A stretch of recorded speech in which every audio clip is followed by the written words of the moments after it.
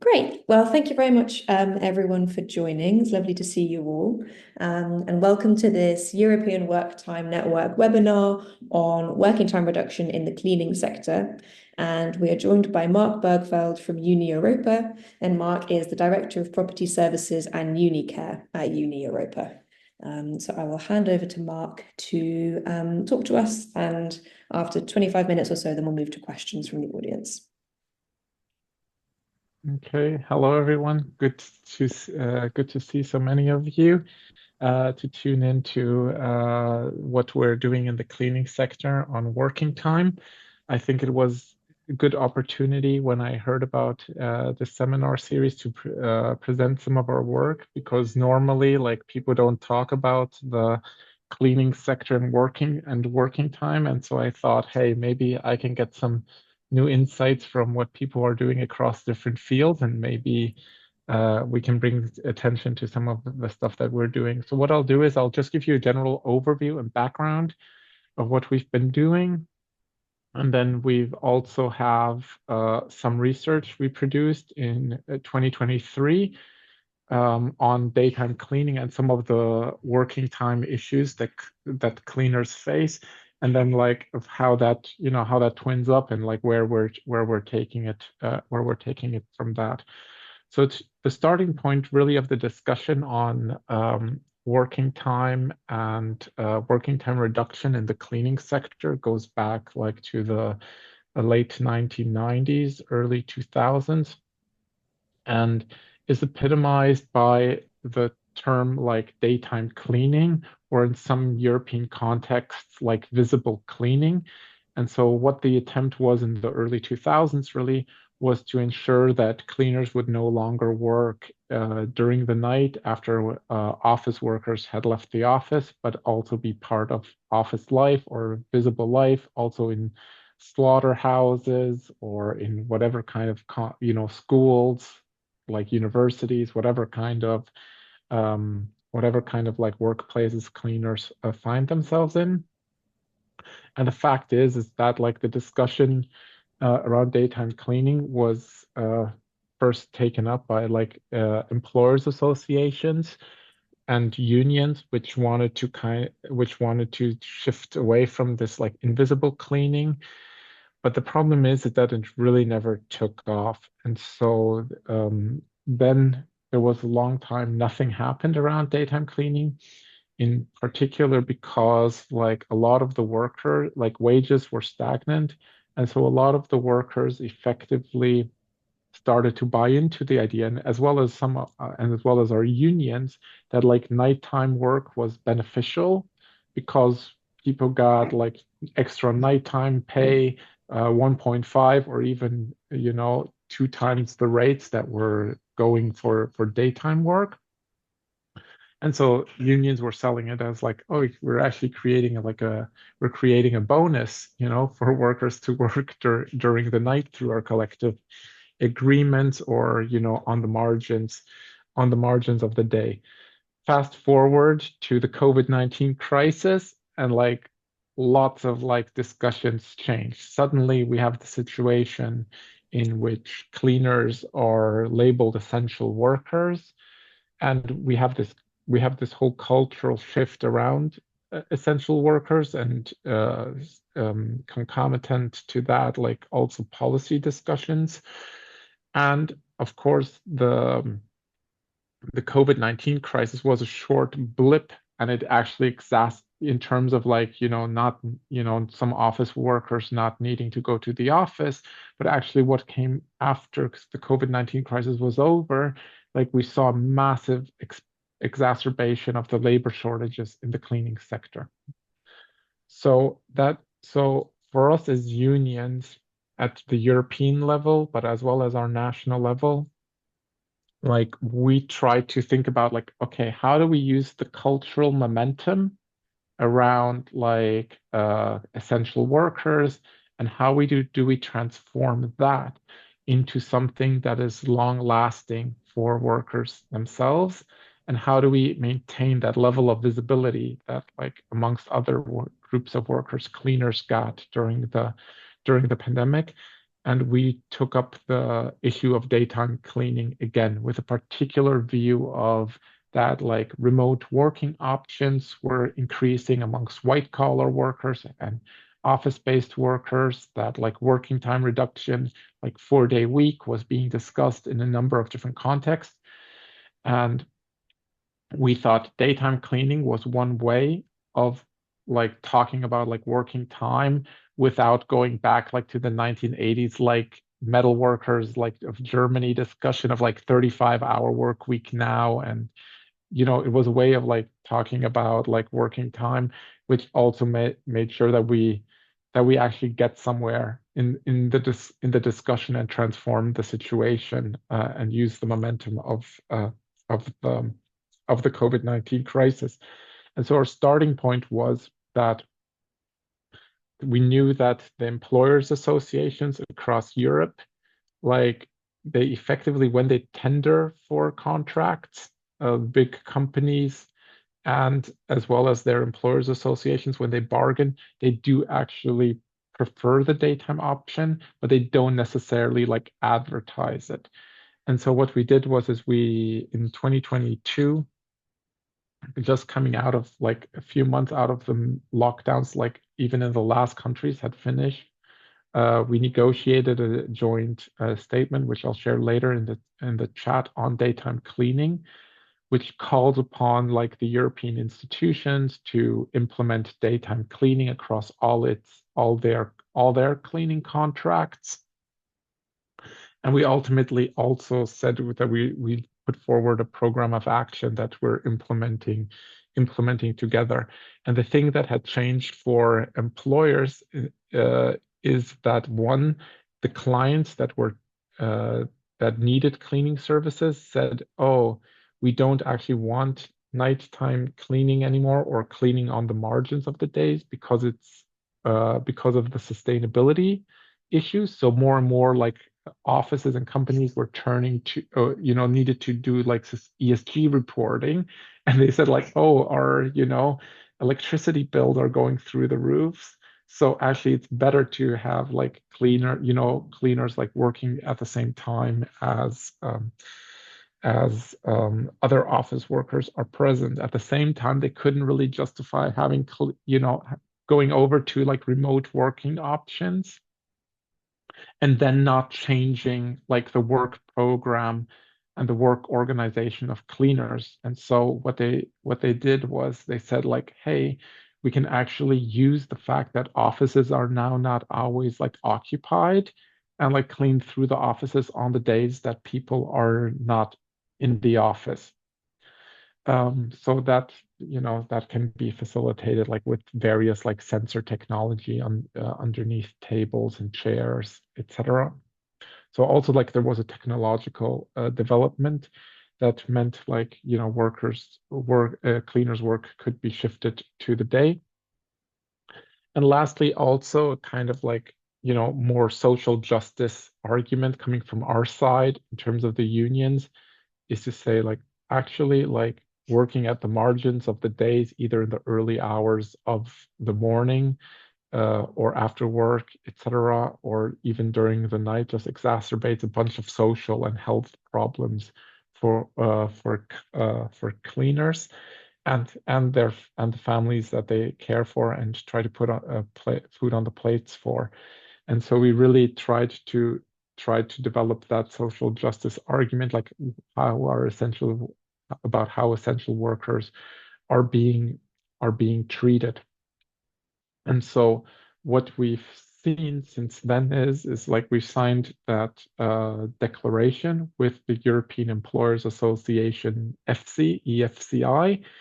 And since then, we've had one meeting in the European Economic and Social Committee in 2023, bringing together more than 50 organizations on the issue of daytime cleaning and working hours in the cleaning sector, which was very successful because it brought together government officials responsible for employment policies. It brought together like unions and employers, and we had a discussion about like the different contexts of daytime cleaning and what we observed, and we can share the I can share the links and the conference proceedings also in the chat.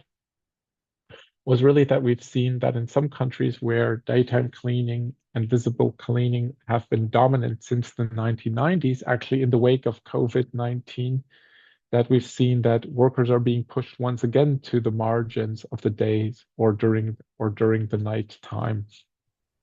Like in Denmark, for example, the Danish colleagues spoke about, but as well as the Finnish colleagues spoke about, even though daytime cleaning there has been prevalent prior uh, to the COVID-19 crisis.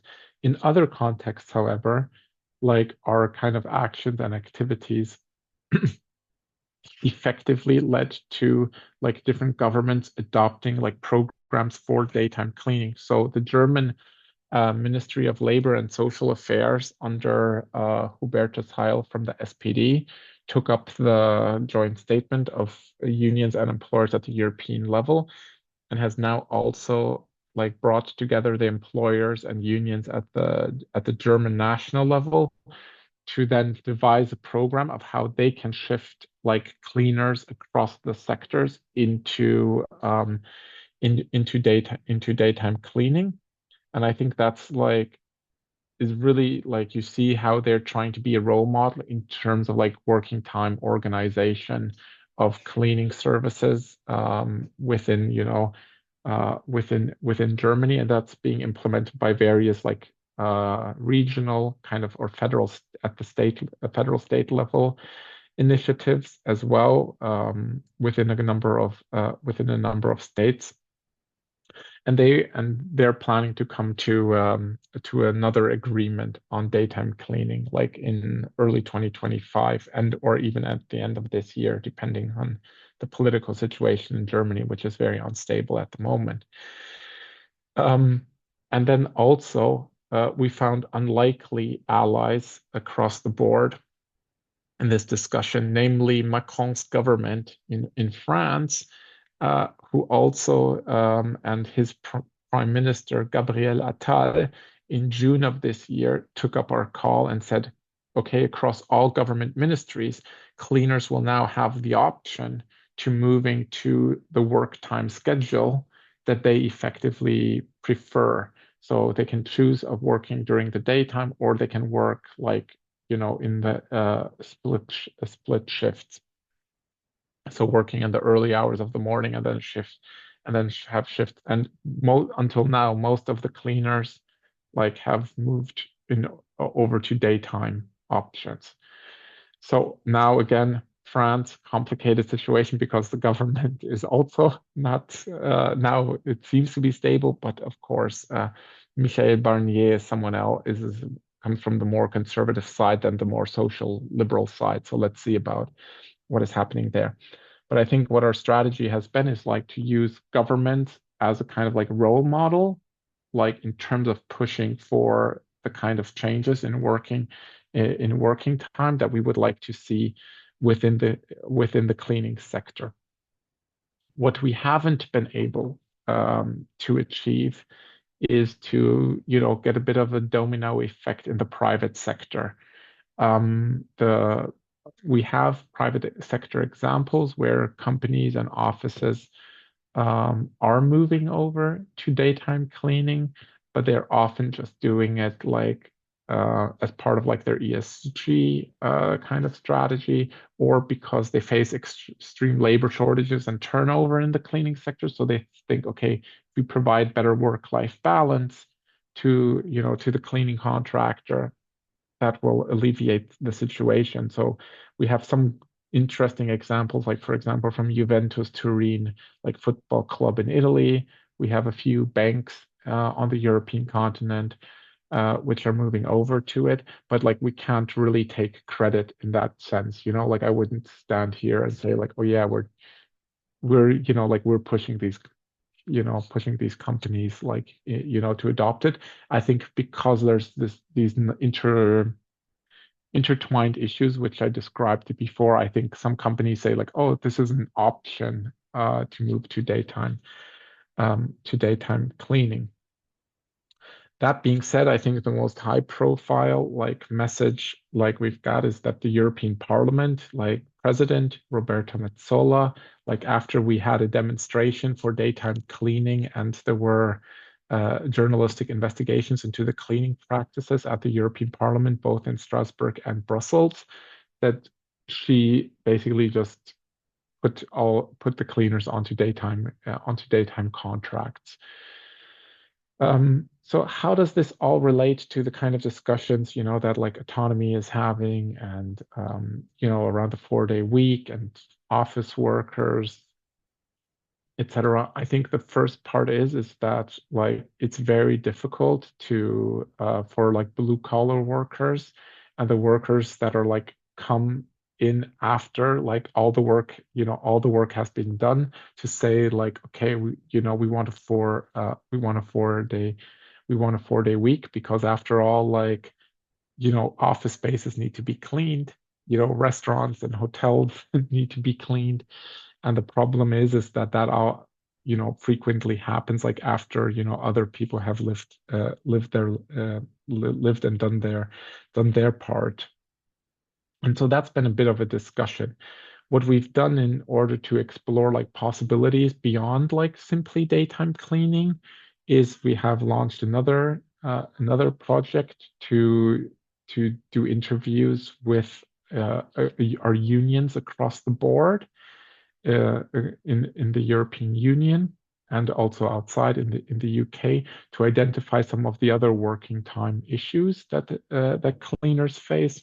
And we'll be having a meeting June next June around that, where we're going to try to collect and synthesize some of the other kind of recommendations around working time reduction, etc. The other issue is like why do I talk about daytime cleaning as a measure in terms of like working time reduction? I think the main issue is that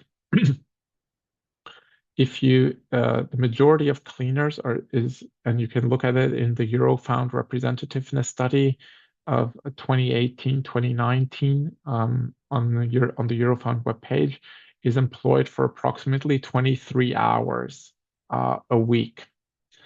That means that like most of the dominant employment model is part-time work.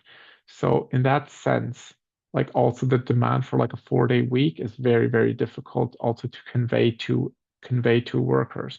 However, what we see is that we see that you have 23 hours, but that cleaners might have to work two or three jobs in order to get by, or that they're basically working for two different companies and they're indicating I work like my contractual length is 23 or 20 hours or 13 hours in one contract and 20 hours in another contract, amounting to the specific time. So daytime cleaning, in our view, and I think that, and I'll show some of the research we've produced, just quickly run you through it. And then I think India, you can share the slides, so that people can have more time to look at it, would mean that workers have like one block, just like regular office workers, in which they could work continuously. That alone, we believe, would decrease the work density. Is that me? I'll leave. Someone needs to leave. Okay. That would decrease kind of the work density, because it would mean that you ultimately, like, the worker is, engaged at the same time that other people are working. So that also would mean that there's space for social interactions, which are part of all of our jobs and count as working time, but effectively, like for a cleaner working at the margins of the day when no one's in the office, it's just impossible. The second element of why it would reduce working time is as well that effectively you would have a worker working on like one job or for one company rather than for multiple contractors, as is often the case. And so less time would be spent in general like on on work, on traveling to work, from work to different locations, etc. So we also think that plays a large role. And generally, what can be done is like also problems in cleaning, or that things don't need to be cleaned, etc., can be much easier identified in daylight rather than during the evening hour. So if an office hasn't been used or whatever, it can be directly communicated between office staff and cleaner, rather than just being like, okay, I'll just clean all the 10 offices in like an office in an office. So we think that, generally our kind of demand around daytime cleaning contributes to the discussion on working time reduction. And I'll turn to how many minutes? Do we have like 5 minutes left? Yeah, around 5 minutes, yeah. Yeah, okay. So what we did was we had like a survey surveying more than 2,500 cleaners around from 32 countries. And what we saw was that 50% really had like work shifts outside of your typical day. So that shows you that the problem of like nighttime cleaning, night work, split shifts is really like prevalent within this cleaning sector. What we saw is that like 70%, 2% of night cleaners said that they don't get enough sleep. So we've been using that really in terms of like companies like, like a work-life balance, etc. We also pointed to some of the health issues that arise from nighttime work or shift work, talking about poor eating habits and also about the mental health effects, which I think, if you look at some of, even though working from home, for example, doesn't necessarily decrease the hours that you spend working, right? Like people have generally reported or self-reported better mental health outcomes of being able to be at home, right? And so in the same way, like we're trying to make this argument that like, okay, like rearranging work, organization in this way actually will produce better mental health outcomes amongst cleaners. And then what we also did, and I think this is an important part of talking about working time reduction, is talking about like the commute to and from work. Like I once, read a very good blog on like some LSE page about like how much time like, is spent like in London on commuting, etc., and across the globe. And it's like a time issue, but as well as it's like if you're traveling during the evening hours or nighttime hours, you're more likely to get harassed, especially if you're a woman workers. And we, in the cleaning sector, we have 70% women working in the contract cleaning sector. And so part of it also has been is we've worked with an engineering like PhD student on this. Is part of it is like also saying like that the infrastructure at night, like whether it's like lighting in like office areas, etc. Yeah, a feeling of unsafety that both male and women workers like feel unsafe working night shifts. And you can see that we broke it down into working early in the morning, working during the day shifts only. You see you see the highest safety rates, etc. And you're working in the afternoon, and then it goes up like working during the night. So we think this has a tremendous effect on worker well-being.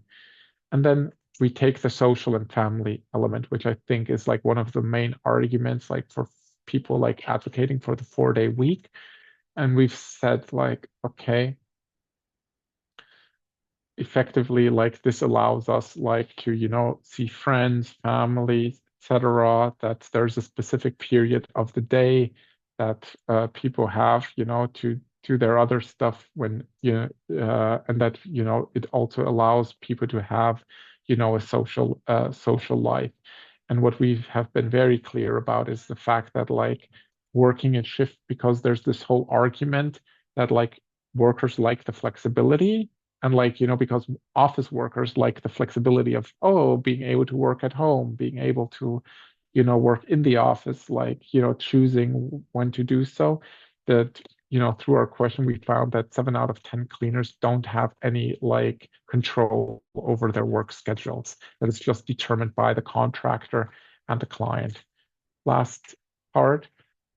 And then, we basically said, we found as well is like the reason why people accept this work is that they need the hours to work.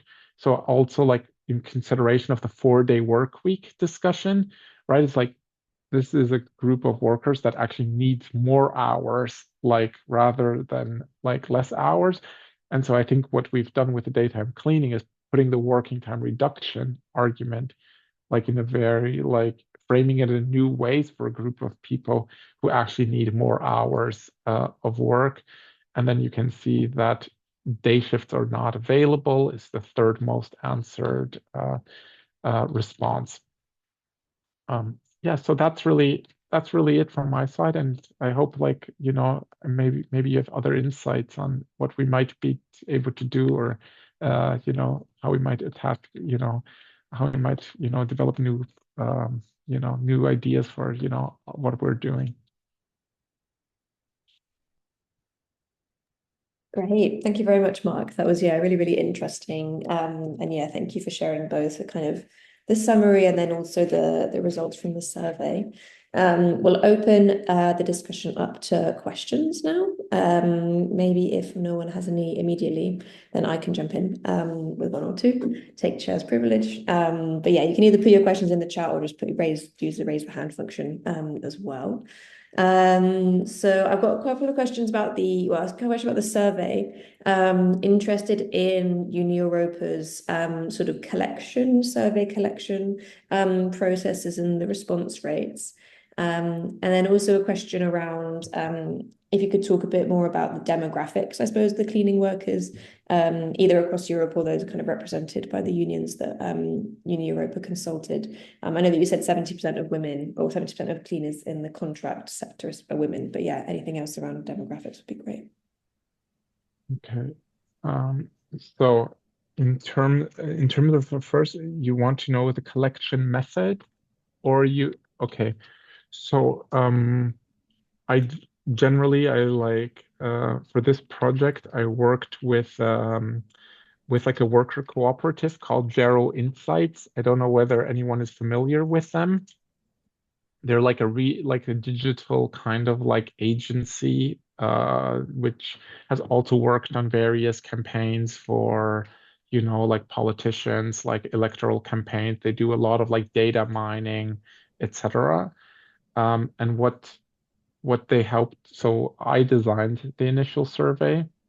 So, and they went through it and they have a kind of like, I would say like the good guys of Cambridge Analytica or something like that. I don't know, like, but what they did is they used sociolinguistics, in other words, like to see that like workers actually respond and like don't drop off, because one of the issues is that like workers always drop off of these questionnaires. And like if I like with a kind of like academic training, like design a questionnaire, you're most likely to get people to be like, oh my, like just leave it, etc. So, and they have the experience. So I worked with them. They changed a few things, the way they framed certain questions, and also how, and so they did that. And so we collected, and so then what we did is we distributed them first and foremost, like via our unions. So that's one mechanism to get to the unionized workforce, right? So what we don't have, academically speaking, is like a control, like we can't have a control group between unionized workers and non-union workers. We don't have that, like because what we did all as well is we placed like into um, Facebook groups, etc. And we did do some digital ads to recruit workers to fill in the survey, very targeted, because there are a number of informal kind of cleaning groups. Like in all countries, you will have groups of cleaners being on, given that boomers like Facebook, you'll have like a bunch of groups where like there's 5,000 cleaners and they take pictures of marble floors and they're like, how am I going to clean the spot off of this floor or stuff like that. So we also recruited people to fill in the survey from there, but this is becoming more increasingly difficult to do. So the problem is like we don't have that control group. So the new union numbers outweigh the non-union numbers to a large extent. But I think the fact that we contacted union members who report these issues tells you something as well. So that's in terms of like the method and the data collections and like and I can share the link and we have a whole methodological like thing in the report on these figures. Everything was translated, of course, into the various languages that we had. So it's a big thing. And then the second thing is on the demographic composition. I think that like so you have in Europe you have about 70% like and then it's like plus minus 10 of women mainly. You have like according to Eurofound representativeness study you have like 14% which are considered like migrant background, etc. And the problem there is that, like the UK, for example, can collect such data under the Equality Act, I think of like 1970 or 74 or something. Like in Germany, it's like illegal to ask, these questions, given data protection, like rights are interpreted in a very different way. Like, and I know like lots of POC and anti-racism groups are actually demanding like that data be published along those lines of like demographics, but it's not well seen in Netherlands similarly. So it's like a bit difficult like to gauge. What we did ask is, and it comes out very clearly, is like those with a migrant, and we always ask like migrant background because it's like the least kind of like it wouldn't get us into trouble with also like the different national kind of like cultures and how they discuss these issues, etc., is that there's a disproportionate amount of immigrant workforce. We effectively like where all these issues are like exacerbated.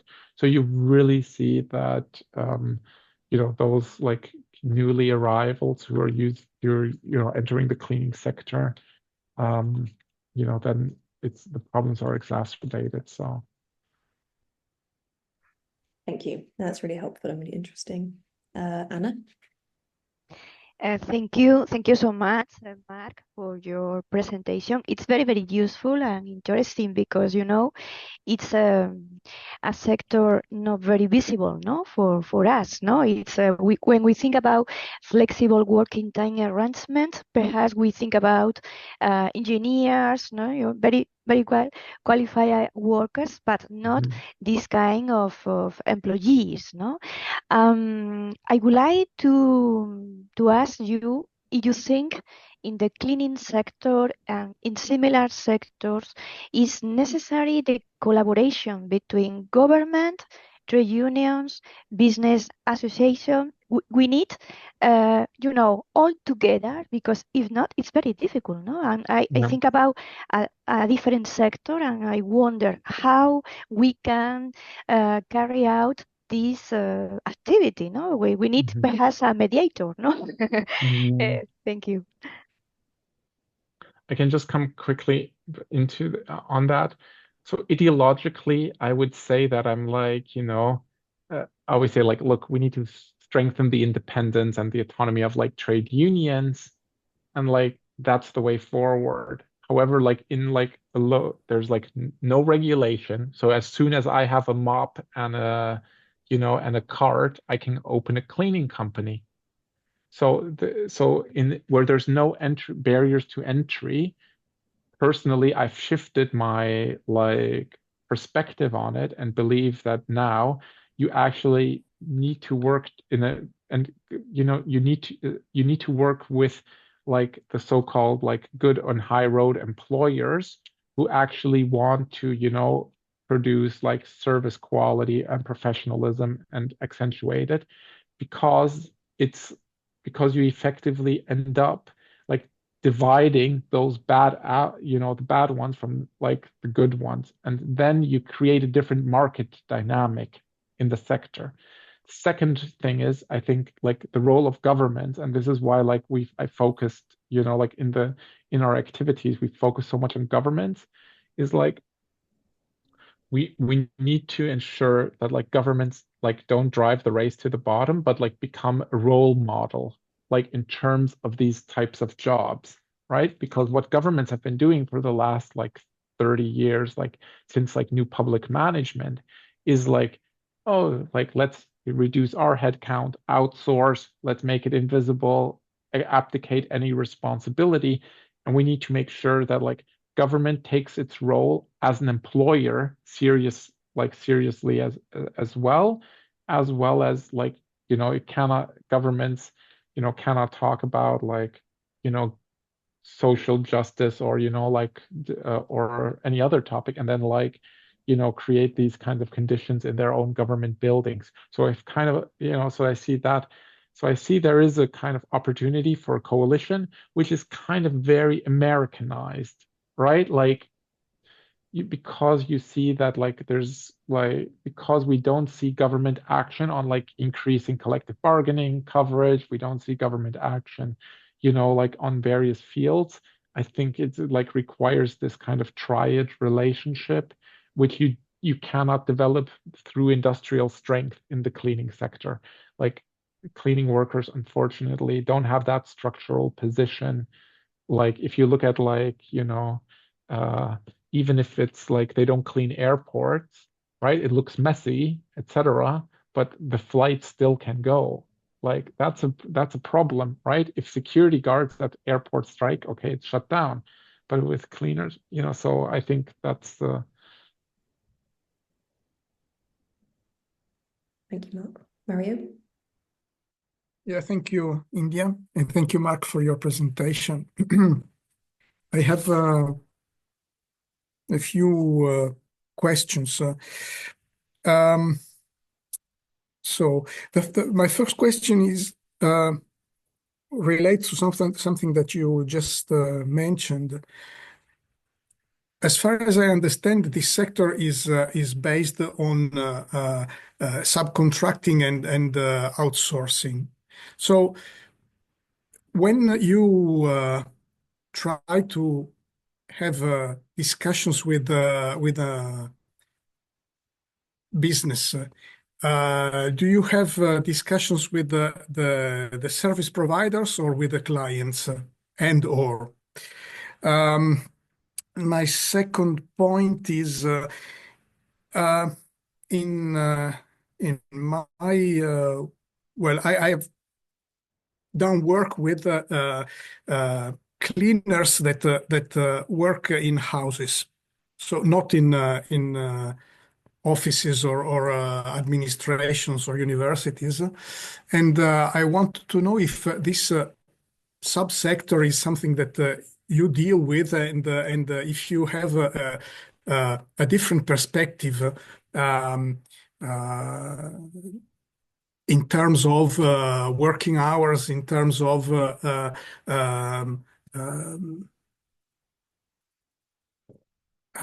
travel between different houses, etc. And my last question is about work intensification. Do you, since you have made it clear, the main point is shifting to day work, but so it's not actually a quantitative reduction of time. Also, you mentioned that most workers do work part-time. So, but it would be because if you clean offices or hotels or whatever during daytime, maybe the work is becomes more complex because the your work environment is you have to coordinate different types of workers that work at the same time in the same space. So I don't know if your survey or if you in your activities you have anything to say, any comment about this. Thank you. Okay. Thank you, Mario, for those insightful questions. So on terms of like the clients and the service providers, the clients have the main power. So because they're the price, like they determine the price of, you know, the cleaning services. So the companies, like even though like lots of, you know, union, social movement, etc., focus on the contractors, you know, we're unfortunately actually letting the clients off the hook, you know, whether it's a bank or whether it's a government building or whether it's, you know, a thing. So what I've been trying to roll out is that, and we're doing it as well as like in across Europe, is actually have client charters and agreements with clients. So, for example, like the FNV Schoonmaak in Netherlands has, you know, like an agreement with Schiphol Airport, which is irrespective of who wins, you know, like the The contract. contract. So that's like effectively because then you're actually shifting the dynamic. And that's why also we focused on governments, like in terms of rolling, you know, in terms of like advocating and pushing for daytime cleaning, because then you start to have a client which has a lot of purchasing power, you know, like in a region or within an office area, changing the dynamics of the labor market, of a localized labor market. So just, you know, just to give you an idea, if you were to turn like, and this is going for fast forwarding, my future idea is that you basically can take geographic areas, right, like the European quarter in Brussels or the city of London, etc., like, and then you basically create like a geographic approach to certain areas with clients signing up to, you know, saying like, look, this is the way. So I hope that answers your question. The second one is that household cleaning. I think I've done this project in the personal and household services sector, so which also includes household cleaning, called the PHS Employment Monitor. And the thing is what you see oftentimes is that the client, so an individual person, will think that their apartment, to their 2-bedroom or 3-bedroom apartment, can be cleaned in X number of hours, like which is just unfeasible, which shows you that actually the clients, whether it's a personal, whether it's a normal person like you or me, or whether it's, you know, like a client, a company, or a public organization, doesn't actually know what cleaning is, you know. So, and I think that's really where like the work intensification comes in, right? So like my neighbor was telling me he cleans the Flemish Parliament here in Brussels. He was working for one contractor, and basically the contractor said, okay, you do these 2 floors in like this number of hours. And then basically the contractor changed, and now he has to do 3 floors in the same number of hours. And people do that in the households as well. So, and you can see that in our household, in our monitor. So I'll put the link into the chat as well, on that. So I think the problems are quite similar.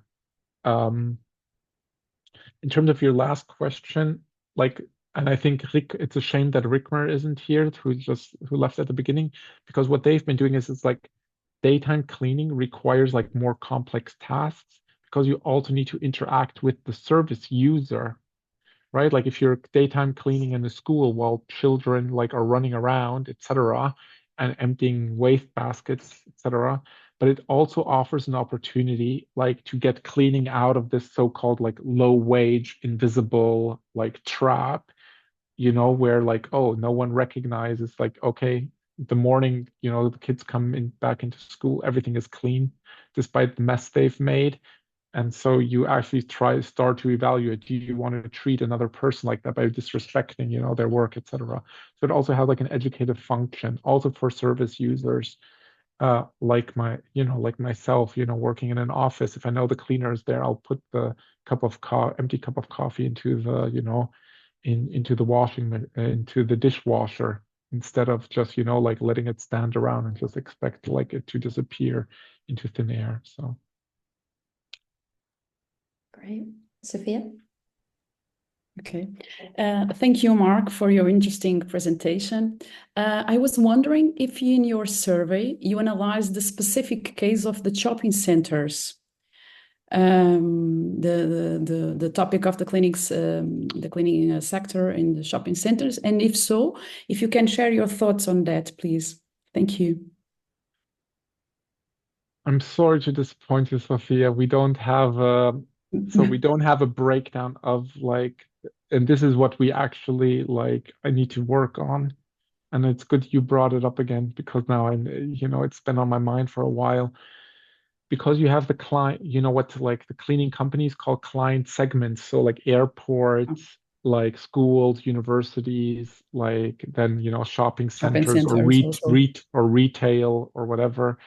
Like how is it feasible like to implement like particular like working time policies in different client segments, right? Because like it's one thing if you have an office which has moved to a 4-day week, then for the cleaning company and the cleaners to move to like daytime cleaning is very feasible. If you, for example, take, like the football stadium, like at Juventus Turin, which has moved to like a daytime cleaning policy, that becomes more complicated. So you need this kind of like sectoral sectoral approach. But like, are you interested in like what makes you interested in shopping centers in particular?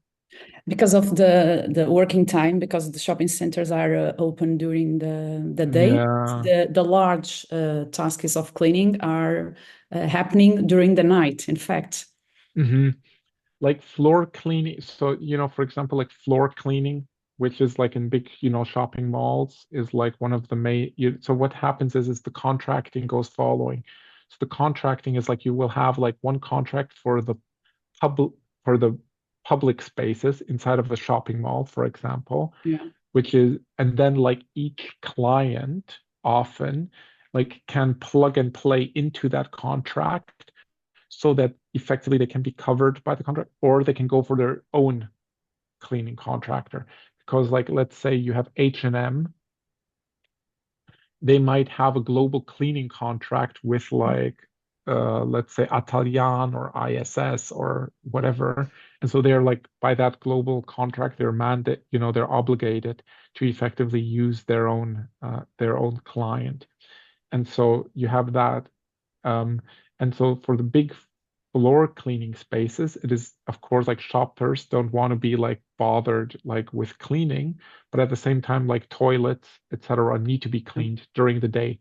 So there are like cleaning tasks which are being done during the day, but to ride with a big machine, etc., like through the corridors until recently, like the cleaning industry said, like that's impossible.